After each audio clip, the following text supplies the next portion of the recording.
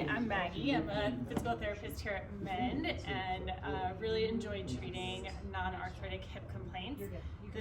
I'm going to show you a really great technique for any type of hip impingement, any type of hip pain in the front to help to try to loosen that up a little bit.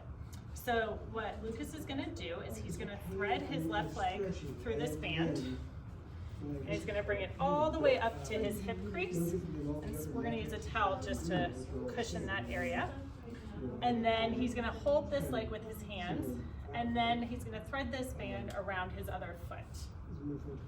And straighten that out. Awesome. And now from here, what he can do is he can just gently rock this knee up towards his shoulder, not pushing into the pinch, just kind of gently moving it back and forth.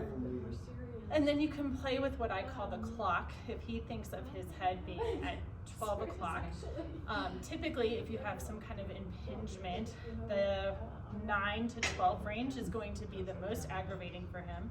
So he's just going to kind of move that leg up in those diagonals, trying to ease some of that discomfort the more he does. Typically the 12 to 3 o'clock range is going to be the most pain-free, so you can also play with that as well, just kind of gently going back and forth until that hip loosens up.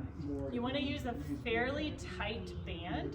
You want to have a good amount of resistance kind of pulling that hip downwards as you move that knee up towards your head.